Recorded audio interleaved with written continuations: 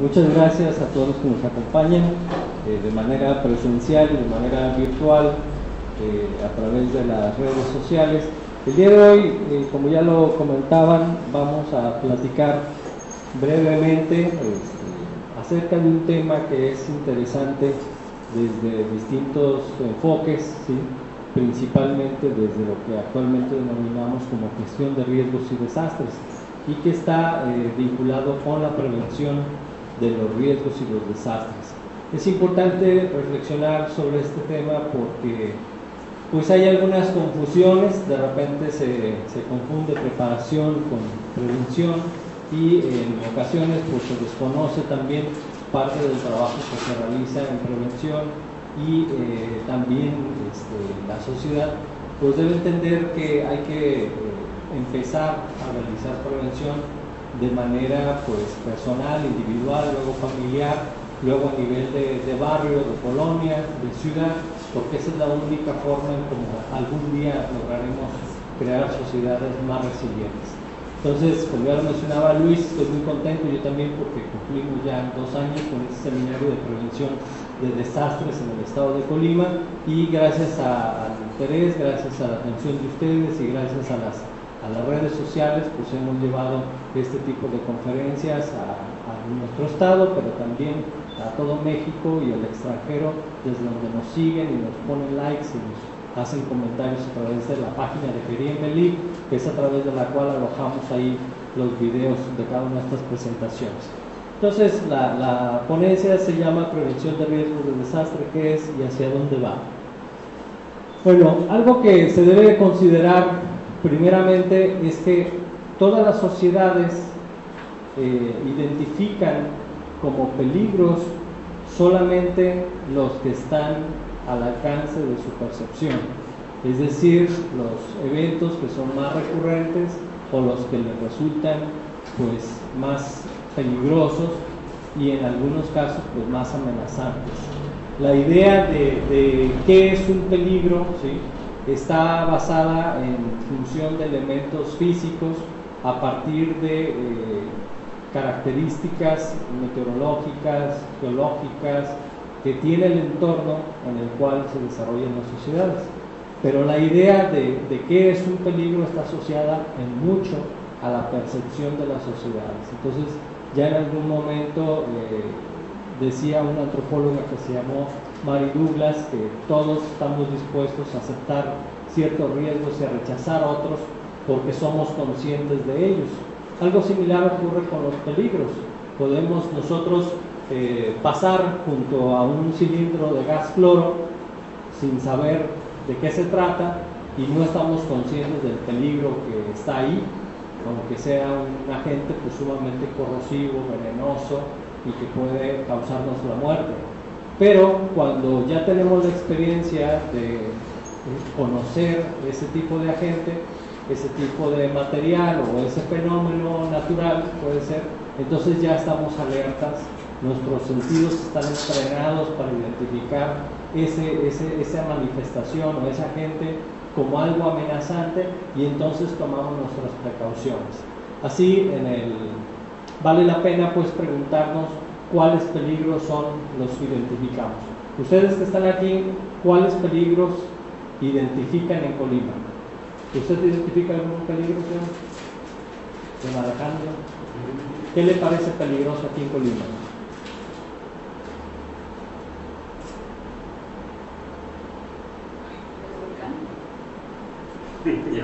A ver, allá Georgina nos dice que el volcán le parece algo peligroso. ¿Algo más que le parezca peligroso?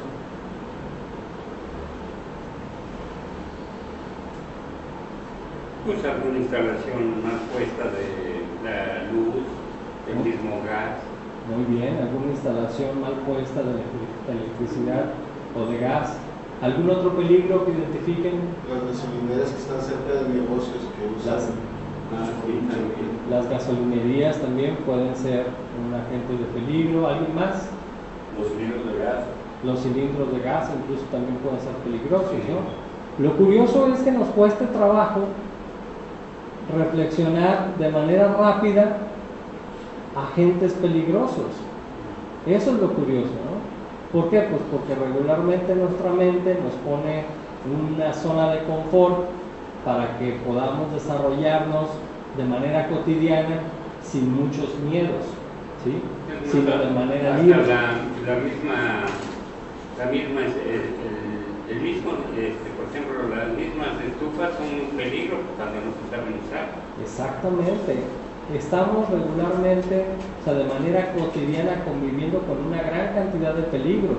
Yo aquí les puse en esta imagen algunos de ellos que son muy comunes en Colima. Puse principalmente algunos asociados a fenómenos naturales, pero otros también que, como ya lo mencionaba Alejandro, están relacionados con la vida cotidiana.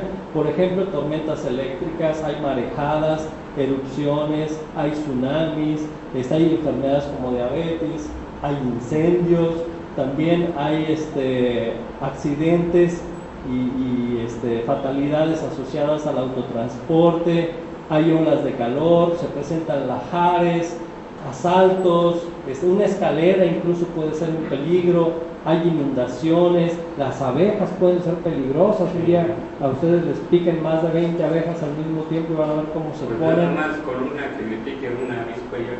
Si es alérgico a la abeja, con una sola que le pique le puede causar un serio problema, de verdad. Sí. Hay dengue, un perro incluso puede ser peligroso, un ataque de un perro Bull Terrier, por ejemplo, que son muy poderosos, muy fuertes, no porque todos los perros Bull Terrier sean peligrosos, sino porque es muy fuerte, lo puede atacar y le puede causar la muerte. El chikungunya, una alergia, ¿no? E incluso... Puede ser alergia asmática, también hay gente que es asmática. Exactamente, ¿no? Y o pues hasta perro, ¿verdad? en Colima está un coco, ¿sí? Un coco de una palmera que le caiga en la cabeza mientras va pasando por la calle puede ser muy peligroso, ¿sí? Sí. Si a lo mejor Igual no lo como mata, sí le está pega. uno aquí en el jardín y que le caen a uno mangos.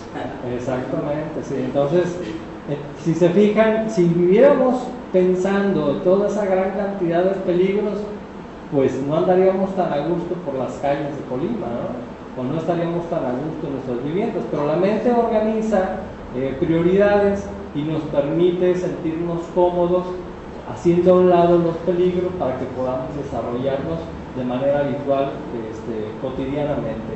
Sin embargo, estos peligros, cuando se asocian con vulnerabilidades, es decir, con condiciones de propensión para ser afectado, pues detonan lo que caracterizamos como desastres.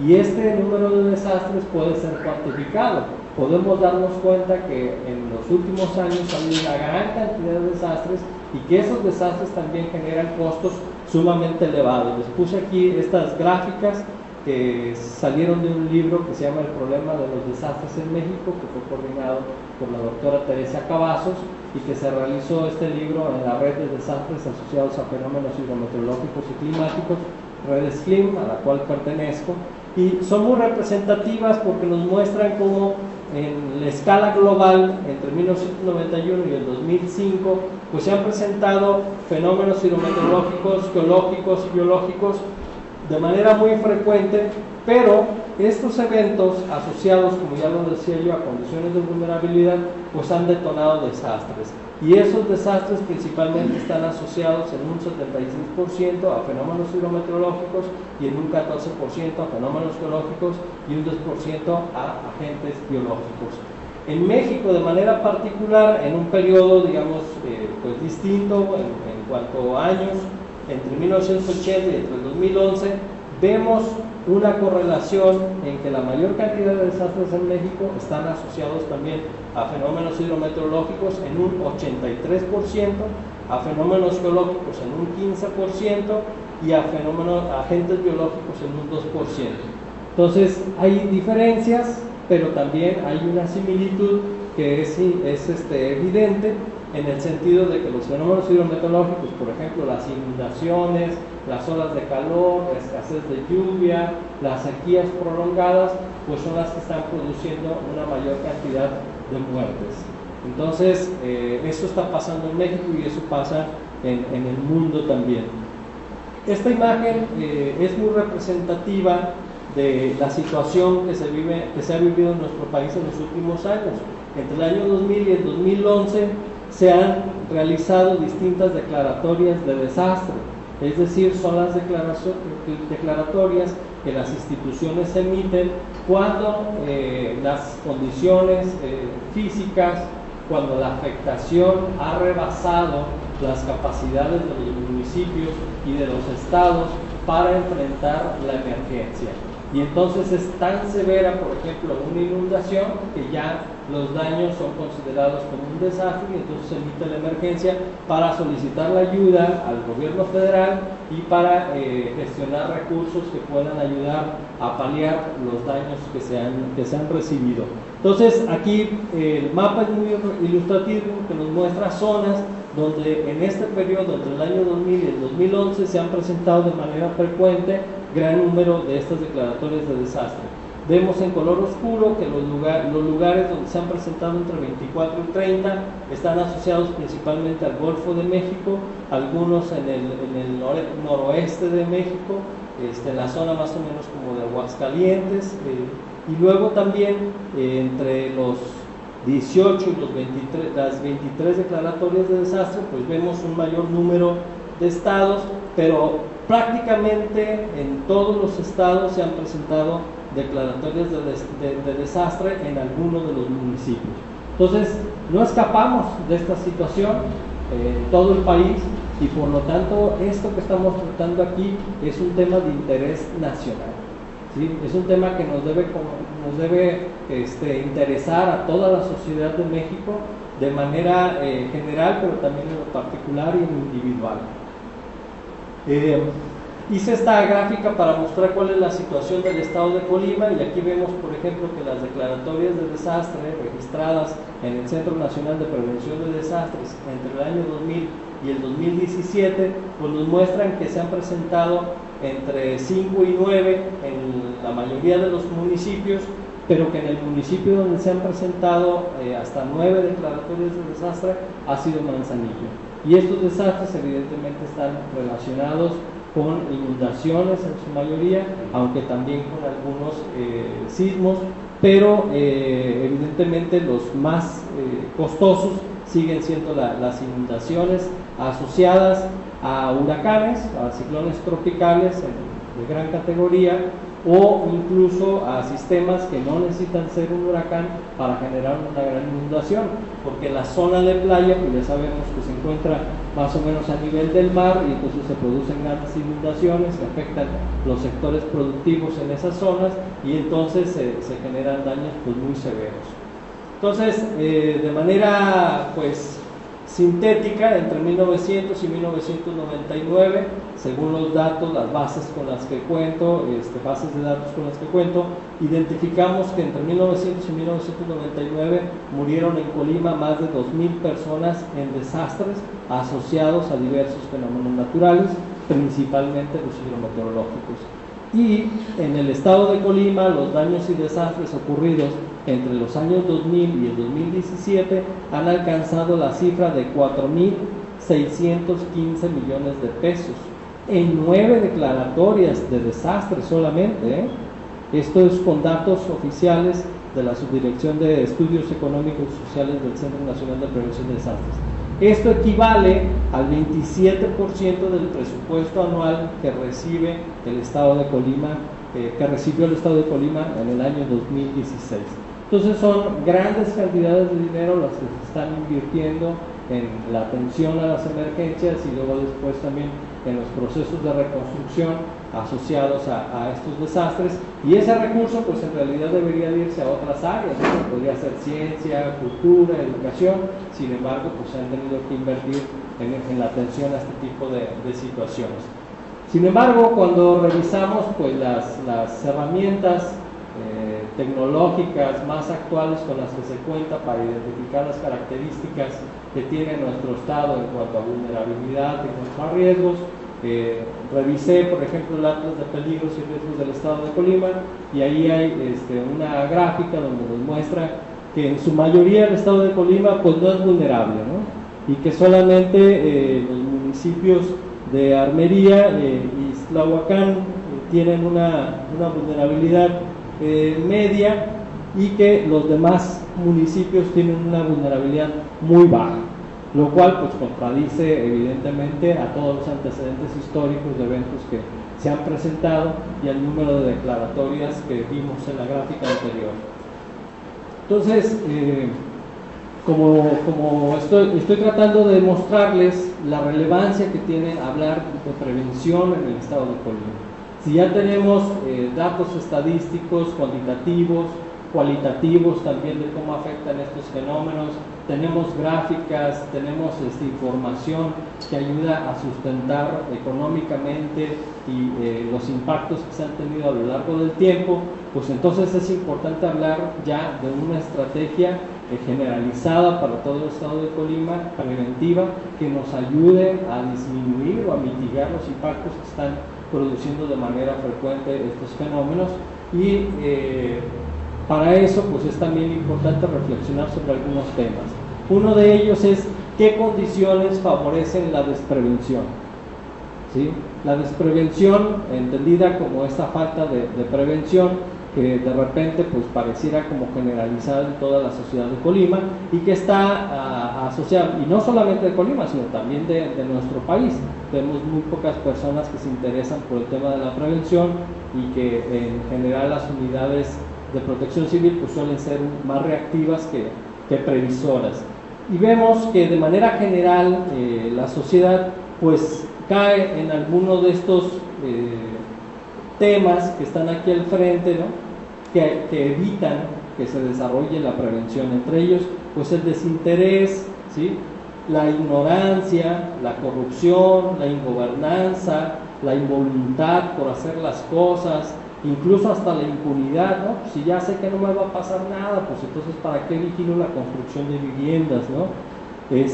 La indiferencia, la apatía, la negligencia e incluso hasta la procrastinación es uno de los agentes o condiciones que favorecen la desprevención. ¿Por qué la procrastinación? La procrastinación es lo que nos hace creer que el día de mañana vamos a hacer lo que teníamos que hacer hoy. O sea, la procrastinación es, mañana lo hago, ¿no? Mañana sujeto el cilindro, ¿no? Al cabo no va a temblar, no se va a caer y no va a pasar nada, ¿no? Mañana arreglo la conexión eléctrica, al cabo pues así ha estado todo el tiempo, ¿no? Luego lo hago, ¿no? Luego voy a la ferretería y traigo lo que necesito, luego reviso el techo de la vivienda, ¿no?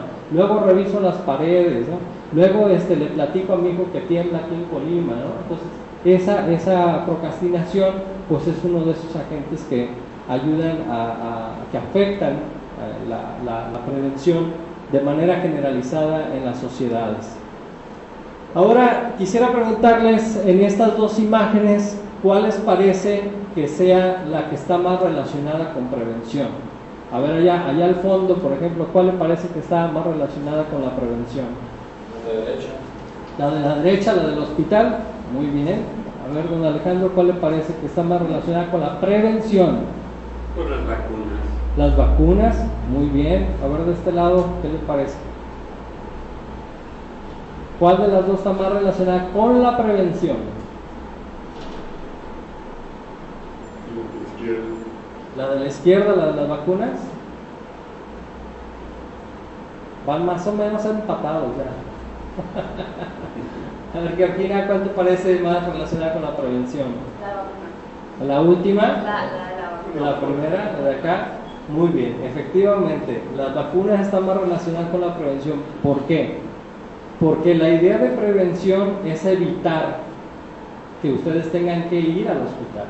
Claro. Por eso existen las vacunas. Sí, pues hay vacunas hasta ahorita que estaba leyendo la vacuna que les están poniendo a las muchachas que están desde la primaria.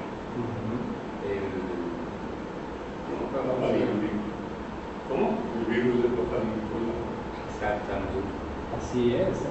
Si nos anticipamos a que se contagien, entonces estamos realizando una labor preventiva.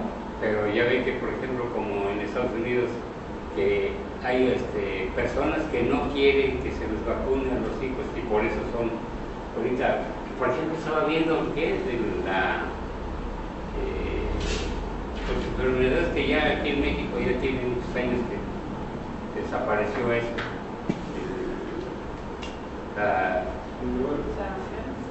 Pues sí, el sarampión.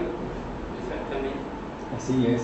Bueno, también, si no continuamos con esa estrategia preventiva, Reservas en el cuerpo.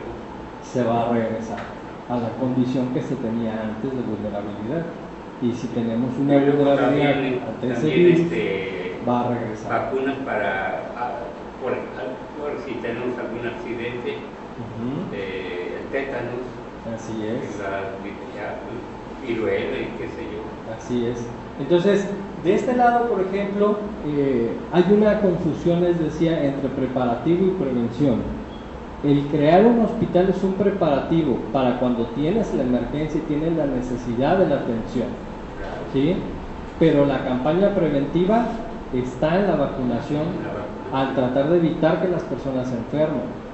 El programa que tenemos de vacunación contra la influenza, que funciona de manera anual, ¿sí? Por la influenza estacional, es un ejemplo clarísimo de prevención. Si no tuviéramos ese programa, les aseguro que miles de personas estarían infectados por influenza cada año y podría llegar a casos extremos muy mortales como lo fue en la influenza de 1918, que ha sido la epidemia más mortal que ha impactado a nuestro país en el siglo XX. ¿Sí? Aquí en el estado de Colima murieron cerca de 1000 personas de los 25,000 que habitaban y murieron solamente en un periodo de mes y medio. ¿Sí? Entonces es altísimo el impacto que puede producir una epidemia como la influenza, aunque fue H1N1 como la del 2009, pero en el 2009 ya había vacunas contra la influenza, ¿sí? Y ya se tenía una respuesta más organizada institucionalmente y una sociedad también más accesible a incorporar las medidas para contenerla. Entonces, este es un ejemplo bastante claro de la diferencia entre prevención y preparación. En esta gráfica es un poco más complejo, vamos elevando un poco más la posibilidad de equivocación. ¿Qué les parece que es lo más preventivo que puede hacer una persona que se encuentra ahí con esta situación? ¿Sí? Prevenir que está en la tapadera floja, que está mal puesta y accidente para el camión. Vemos la calle, vemos una tapa de una coladera que está ladeada ahí y que puede caer alguien, ¿no? ¿Qué sería lo más preventivo en esta situación? ¿Cómo? Ponerla en su lugar. Poner la tapa en su lugar. Ok. ¿Alguien más? Y prevenir el lugar que puede no estar bien también la tapa. Ok, muy bien. ¿Alguien más? ¿Qué sería lo más preventivo? A ver, don Saúl. Sería poner un señalamiento, porque posiblemente la tapa no esté. Entonces, También. ahorita ahí se ve la tapa, pero si la tapa no estuviera, ahí tendría que ponerse algún señalamiento alrededor, poner alguna, como lo hacemos, o como lo hace mucha gente en las calles de repente, de poner algo, hasta una silla le ponen a veces ahí, ¿no? Un objeto que indique que ese lugar está. No, pues ya ven que ahorita hasta las tapas se las están robando. Así es. Cuando reflexiona uno sobre prevención, hay que tomar en cuenta quién es el que está expuesto. ¿Sí? Aquí, por ejemplo, la manera más fácil de prevenir que alguien caiga en este hueco donde está levantada la tapa es respetar las reglas de tránsito. Los autos van por la calle, las personas van por la banqueta. Si usted respeta y va por la banqueta, nunca va a caer en ese agujero, ¿sí? Puede caer en un automóvil, pero si usted respeta las reglas de tránsito, usted tendrá que ir por la banqueta y por la banqueta no hay ningún letrero. Una de las cosas que yo he Si visto, educamos a la población, ¿por qué? esa es una muy buena forma ¿por qué de se prevenir. permite que las bicicletas anden sobre las banquetas? Se supone que las banquetas son para que No se transiten. permite, no se permite. Pero lo hacen. Se suben de manera arbitraria a la Se supone banqueta. que parece la calle. Pero fíjense, aquí por ejemplo tenemos hasta un cordón, pero el cordón ya fue despedazado, ya está tirado en el piso, ¿sí? Viene un automóvil, probablemente pudiera caer ahí, pero lo más importante en esto es educar a las personas para que siempre transiten por la banqueta. Si usted educa a la población a que respete las reglas de tránsito, Claro. entonces nunca van a caer en una coladera que está ahí. Si los educa que crucen la calle por el lugar por donde lo tienen que hacer, ¿sí? Como ocurre en otras sociedades, los norteamericanos nos llevan buena ventaja en esto. para cruzar una calle en Estados Unidos tiene que hacerlo por el lugar permitido. Por las esquinas. Y si usted no lo hace por el lugar permitido, aunque vaya a pie, lo puede sancionar un policía por violar una regla de tránsito. Aquí no, aquí la verdad es que hay una especie de anarquía y las señalizaciones son más bien recomendaciones, ¿no? O las tomamos como recomendaciones en lugar de reglas de convivencia que nos ayuden a mejorar. Pues ya ve que, por ejemplo, si se va a otro país, sobre todo allá en Gringolandia, las calles limpias y ordenadas, aquí donde quiera, cualquier gente echa basura. Exactamente. Y a todo esto, Tenemos entonces, mucho que educar. ¿qué es prevención o qué es lo que las instituciones consideran como prevención? Y les puse esta definición del CENAPRED que nos dice que es un conjunto de acciones o mecanismos implementados con antelación a la ocurrencia de los fenómenos, con la finalidad de conocer los peligros o los riesgos, identificarlos, eliminarlos o reducirlos, evitar o mitigar su impacto destructivo sobre las personas, bienes, infraestructura, así como anticiparse a los procesos sociales de construcción de los mismos. Es decir, el proceso de prevención está vinculado plenamente a la anticipación de lo que pueda ocurrir, ¿sí? Esa es una característica bien importante de la prevención que cuesta mucho trabajo entender. En ocasiones se desarrollan campañas como por ejemplo la descacharrización ante la epidemia del dengue, y es un proceso preventivo, ¿sí? Pero en ocasiones, por ejemplo, se realiza el desasolve de los ríos, ¿sí? Una semana antes de que se presenten las lluvias. Eso es más bien ya un preparativo, ¿sí? Aunque tiene un carácter discursivamente enmarcado en la prevención, pero en realidad es un preparativo, ¿sí? Para que no se vaya a presentar una inundación. Sí, entonces hemos platicado, hemos dicho, sentenciado en muchas ocasiones que los desastres no son naturales, ¿no? Como en ocasiones se suele decir. ¿Por qué? Porque todos los desastres están vinculados a procesos sociales principalmente. Es decir, la sociedad es la que se asienta en el cauce de un río o cerca de donde se puede desbordar un río o en la zona por donde transitan los huracanes, y si no tienen las condiciones adecuadas pues pueden ser afectados, ¿sí?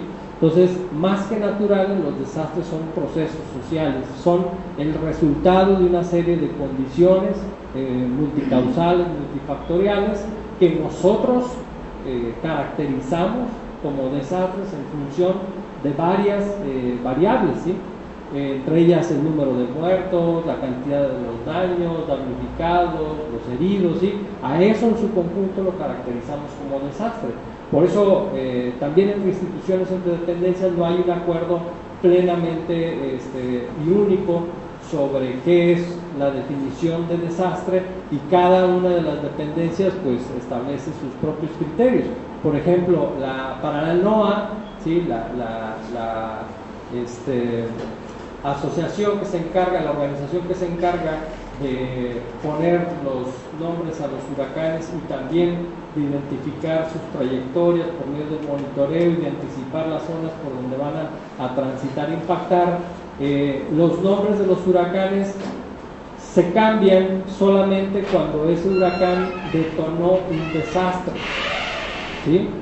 Y el caso del nombre de Jova, que para nosotros fue un desastre ese huracán, para ellos no lo fue, porque el número de muertos no fue tan grande y porque para ellos, los estadounidenses de la NOAA, en la cantidad de daños no es tan importante, tan relevante, a pesar de que para el estado de Colima haya costado 2.400 millones de pesos. Entonces el nombre del huracán Jova se sigue utilizando porque para el criterio científico que tiene la NOAA, pues no se trató de un desastre mayor. ¿Qué se está haciendo para prevenir? Bueno, pues a nivel nacional y a nivel estatal existen un montón de acciones en las cuales se está realizando trabajo que tiene que ver con prevención. Cuesta mucho trabajo ver si realmente está causando el efecto adecuado, pero existe este marco, ¿sí? Pero como ya les decía hace un rato, pues hay factores como la corrupción, como la negligencia, que están impidiendo que este marco que ya existe realmente tenga una repercusión en la prevención. Y eso es lo que está permitiendo que se sigan presentando desastres en el país y en el estado de Colima. Entonces, ¿qué tenemos? Un marco legal sumamente amplio, donde existe una ley general de protección civil, una ley estatal de protección civil, una ley general de asentamientos humanos, desarrollo urbano y ordenamiento territorial, con toda una serie de programas, de acciones, ¿sí?, que tienden a repercutir en el beneficio de la sociedad a través de modelos de desarrollo y a través de prevención y de atención a problemas que son muy frecuentes. Existen también ya normas de construcción en todo nuestro país, legalmente reconocidas. Sin embargo, pues también sabemos que gran cantidad de las construcciones que se realizan en nuestro país pues no responden a esas normas, ¿sí?, o que no existe la supervisión de esa normatividad, y que por lo tanto, pues por corrupción, por negligencia, por falta de voluntad para hacer la supervisión, o porque hay una mochada de dinero, pues en ocasiones se construye de manera adecuada. Existen también programas estatales y municipales de ordenamiento. Sin embargo, también ya sabemos que en esos casos pues no se hace de manera adecuada, y que incluso las herramientas como los atlas municipales de riesgos o los atlas estatales de riesgos pues no están siendo considerados en la realización de sus planes de ordenamiento territorial, y entonces pues se construye o se genera desarrollo urbano pues en zonas inadecuadas, incluso en zonas inundables, como lo hemos visto por ejemplo en Acapulco, donde una gran porción de colonias nuevas pues, han sido inundadas de manera frecuente, ¿no? O Tabasco, por ejemplo, que prácticamente todos los años se inunda alguna zona. Existen también estrategias nacionales de ecología, de atención a emergencias, el plan DN3, por ejemplo, son parte de esas estrategias que funcionan de manera a una escala nacional y que tienen una gran repercusión principalmente en la parte de respuesta y de atención a las emergencias, pero que también incluyen bastantes elementos preventivos.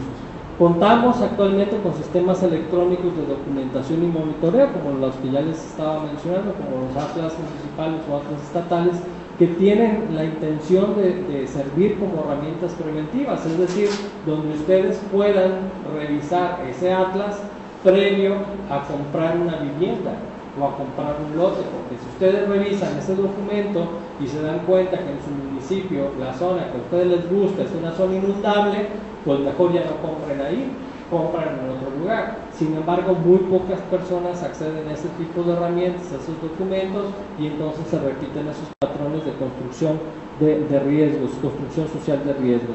Y tenemos pues el Sistema Nacional de Protección Civil, que aunque actualmente pues tiene un enfoque prioritariamente de respuesta y de atención a las emergencias, y también está bastante vinculado al proceso de reconstrucción, pues en la actualidad se está haciendo un esfuerzo muy grande a través de distintas dependencias por cambiar ese enfoque hacia un modelo más preventivo, y ojalá que en las próximas décadas se tenga un enfoque plenamente preventivo, aunque sabemos que también sería importante mantener la labor de respuesta y de atención a las emergencias, porque por más preventivos que podamos ser, siempre existirá la posibilidad de que se presente un desastre o de que detone un desastre en algún lugar del país. Hablar de prevención pues nos remite de manera inevitable a condiciones que no podemos evitar, ¿sí? Y uno de esos problemas es el desarrollo de nuestras ciudades, y ahí tenemos un problema sumamente grande, ¿no? Sí. En casos incluso pequeños como de Tecomán, ¿no?, que a nivel estatal pues es importante, pero a nivel nacional Tecomán pues no representa un gran aporte en términos económicos, a Producto Interno Bruto, en nada. Pero aquí a nivel estatal sí tenemos indicadores muy claros de ese ordenamiento o desordenamiento urbano con el que van creciendo algunas ciudades. Así, por ejemplo, vemos ese contorno en amarillo que es cómo era Tecomán en 1950, y luego tenemos este contorno rojo, cómo era Tecomán en el año 2010, y aquí vemos la cantidad de población. En 1950 había 7.200 habitantes, ¿sí? Y en el 2050 tenemos 112.726 habitantes. ¿Y dónde están viviendo esas personas? Cuando vemos esta otra imagen, con base en una revisión bibliográfica, hemerográfica, nos dimos a la tarea de identificar cuáles son esas colonias que de manera frecuente se están inundando. Y podemos ver perfectamente que la zona donde de manera más frecuente se están produciendo inundaciones son las colonias nuevas, ¿no? Entonces, ¿qué está ocurriendo ahí? ¿Por qué si son colonias nuevas se están presentando inundaciones de manera más frecuente? Porque se construye en el lugar donde el cauce natural del agua iba a correr. Así es. Hay que revisar todas esas condiciones porque puede ser por cuestiones de pendiente del terreno que se está estancando, por una mala planeación, por un mal diseño en el desarrollo urbano, porque no se dejan las pendientes, los canales de manera adecuada, porque no se generan drenajes suficientes para sacar toda esa agua o ese exceso de agua, y entonces tenemos zonas inundables de manera muy frecuente. Pero así como vimos Tecomán, pues hay problemas mayores, ¿no? Aquí tenemos la alcaldía Álvaro Obregón de la Ciudad de México, que pues es solamente una porción de lo que de manera general vemos desde el avión como la Ciudad de México, y es impresionante ver desde el avión la Ciudad de México, porque hasta donde nos alcance la vista vemos viviendas. Sí. Entonces, si estamos pensando en llevar la prevención a la población, ¿cómo le podríamos hacer para que cada una de estas viviendas, en cada una de esas viviendas se supiera qué es la prevención y cuáles son los riesgos con los que ellos conviven? ¿Sí? Es un problema sumamente serio. Evidentemente no podríamos ir a visitar cada una de esas viviendas y no podríamos convencer en muy poco tiempo, en horas o en un día, a las personas para que ya no vivan en esas condiciones de riesgo. O sea, ahí lo que vemos, por ejemplo, son muchas construcciones cerca de barrancas y en las orillas de las barrancas, en una zona que sabemos que es sísmica, pero también es una zona donde antiguamente hubo minas, y entonces hay deslizamientos, hay hundimientos, hay socavones y hay una serie de factores que hacen muy peligroso vivir ahí. Sin embargo, pues ya es inevitable que estén construidas las viviendas. O sea, no podemos tampoco reubicar todas esas poblaciones o todas esas viviendas y toda esa población. Imaginen, el costo sería exorbitante, ¿no? Imposible totalmente. Y aquí en el estado de Colima, pues vamos un poco para allá, ¿no? O sea, ya también tenemos zonas donde han desaparecido los antiguos arroyos que cruzaban la ciudad. Ya tenemos arroyos embovedados también, otros arroyos que prácticamente han quedado desaparecidos, y la ciudad se sigue extendiendo a todo lo ancho, generando un serio problema para prevenir todos los riesgos a los que está expuesta la población. Entonces, como un círculo vicioso, ¿no? Así es. Entonces, está como veo yo me he preguntado por qué los ríos que cruzan aquí la misma centro de Colima, hay conductos de agua sucia. ¿Por qué no desembocan ahí?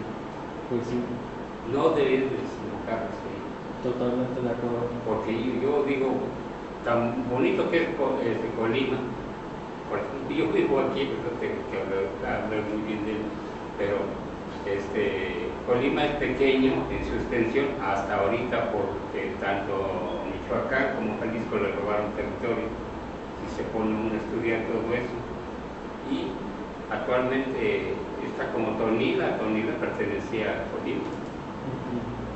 Sí, pero digamos, Colima todavía se encuentra en una situación manejable, ¿sí? Que puede salirse de control si no se toman las medidas de prevención adecuadas desde ahorita, ¿sí? Porque el grado de desarrollo que está teniendo, la cantidad de desarrollo, ya podemos ver que se está desfasando de distintos lados, ¿sí? Pues y que está abarcando una enorme cantidad de Estaba yo oyendo terreno. el otro día que me estaba preguntando ¿qué? El milenio, ¿cómo se llama? Hasta allá está alcanzando, se está extendiendo la ciudad. Exactamente. Luego la albarrada. Así es. Y parte de este problema que estamos viendo en las distintas ciudades tiene que ver con lo que ya les mencionaba hace un rato, con la falta de vigilancia en la aplicación de las leyes que ya existen. Aquí, por ejemplo, tenemos el caso de lo que ocurre en El Paraíso. El Paraíso es un balneario que inició en el año 1960 tras la visita que realizó ahí el exgobernador Rodolfo Chávez Carrillo para reconocer cuáles eran los daños que se habían originado a raíz del huracán del 27 de octubre de 1959, y alguien de la comitiva le recomendó al gobernador que se hiciera ahí un balneario para beneficio de las personas que vivían en esa zona, porque les pareció que era un lugar atractivo, ¿sí? Entonces ese pequeño establecimiento que funcionaba como balneario en un principio, gradualmente con los años se fue convirtiendo en un asentamiento, pero es un asentamiento irregular, donde incluso ya podemos ver en la parte de arriba, ¿sí?, en la parte de aquí, cómo las viviendas están invadiendo el mar. O sea, en esta zona el mar no invade las viviendas ya están invadiendo el mar y literalmente las olas prácticamente les revientan en la sala de la vivienda. Entonces, ¿cómo es posible que las autoridades permitan este tipo de asentamientos irregulares totalmente, violando distintas leyes que ya existen? La Ley General de Protección Civil, que impide construir en zonas de alto riesgo, la Ley de Asentamientos Humanos, que impide ubicarse en zonas peligrosas, la Ley de Aguas Nacionales, que impide ocupar una zona federal. Todo esto es zona federal. Se viola la Ley Estatal de Protección Civil, se omite el alto riesgo dispuesto en el Atlas de Riesgos del municipio de Armería. Si vemos el Atlas de Riesgos del municipio de Armería, toda esta zona marcada en el rojo, ¿sí?, es zona de alto riesgo y no tendría que construirse ahí. Sin embargo, ya está construido, ya existen viviendas y ya están las personas habitando esa zona, con la autorización de las autoridades. A pesar de que la Ley General de Protección Civil, en su artículo 84, consigna como delito grave la construcción, edificación, realización de obras de infraestructura y los asentamientos humanos que se lleven a cabo en una zona sin elaborar un análisis de riesgos, y en su caso definir medidas para su reducción, tomando en consideración la normatividad aplicable y los actos municipales, estatales y nacionales, y que no cuenten con el permiso de la autoridad correspondiente. Entonces, gran parte del problema que tenemos con la falta de prevención de manera general en nuestro país tiene que ver con el mal manejo que se hace de las normatividades, con las violaciones a las leyes que ya están establecidas y con la omisión de las autoridades en el cumplimiento de lo que está dispuesto de manera constitucional en cada una de las leyes. ¿Hacia dónde va la prevención de los riesgos y los desastres? Pues la prevención ha tenido una larga historia ya. O sea, desde el siglo XVIII ya encontramos los antecedentes de la vacunación. O sea, fíjense, desde el siglo XVIII no es nada reciente, no estamos hablando de 1798, cuando fue acuñado el término vacunación por Edward Jenner, ¿sí? Y luego en el siglo XX tenemos evidencia ya del manejo del concepto de la prevención, pero asociado a sobrevivencia, sobre todo en las guerras, en la Primera y en la Segunda Guerra Mundial. Y en los años 80 el concepto de prevención se vuelve polisémico, es decir, se utiliza de distintas maneras, principalmente vinculado con la preparación, ¿sí?, y con la anticipación de algunos eventos, pero es hasta en la década de los 90, con el desarrollo de la década del Decenio Internacional de los Desastres, organizado por la ONU, cuando se empieza a reflexionar la conceptualización de la prevención desde un marco más asociado a lo que ahora denominamos como gestión de riesgos y desastres, ¿sí? Entonces ya la prevención tiene un carácter muy vinculado con la mitigación ante los fenómenos naturales, que fueron el motivo de análisis a través del Decenio Internacional de los Desastres durante toda la década de los 90. Y ya en el año 2000 vemos el concepto de prevención como parte de una estrategia del desarrollo, ¿sí? Ya se empieza a utilizar en las políticas públicas como parte de una condición que tiende a garantizar el desarrollo urbano, el desarrollo social, pues con mejor equilibrio y de una manera más sustentable. Y a partir del año 2010 y en nuestros días se empieza a ver ya la prevención como un derecho internacional. Es decir, nos estamos dando cuenta de que el peligro es tan grande, sobre todo asociado al cambio climático, a lo que ha sido denominado como cambio climático, que ahora ya se ve que es necesario que la prevención sea un derecho humano, ¿sí?, internacional, al cual tenga acceso toda la población. ¿Por qué? Pues porque usted puede no ser el causante del riesgo al cual está usted expuesto o al peligro que usted está expuesto.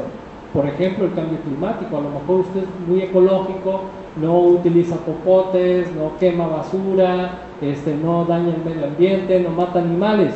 Pero lo que están haciendo nuestros vecinos del norte, que son los que más contaminan en el mundo, pues eso nos está afectando de manera global. O lo que están haciendo los chinos nos afecta de manera global. Entonces, ¿cómo le hago yo para defenderme ante los impactos de los fenómenos y epifenómenos que están desencadenando esta serie de condiciones que se presentan en el mundo? Pues a través de un derecho. O sea, yo tengo que proteger a la humanidad a través de un derecho generalizado, y ese derecho es que esas personas no sean afectadas por los fenómenos naturales, ¿sí? Entonces, hacia allá está transitando la prevención. Ojalá que dentro de poco sea considerado como tal un derecho humano para toda la humanidad, y que eso pues nos ayude también de manera individual a mejorar nuestra conciencia acerca de la prevención y sobre todo de la autoprotección, porque nunca habrá suficientes personas que nos protejan, o personal de protección civil que protejan nuestras viviendas y que nos protejan cada uno de nosotros. Tenemos que desarrollar una autoprotección de manera pues eficiente, ¿sí? ¿Cómo? Aprendiendo del entorno donde vivimos, reconociendo cuáles son los peligros, como ya se les mostré hace un momento, y sobre todo viendo qué podemos anticipar para evitar que algún fenómeno natural nos pueda impactar. Pues yo con eso termino mi presentación. Les agradezco mucho sus atenciones y estoy aquí para cualquier duda que se pueda suscitar. Muchísimas gracias.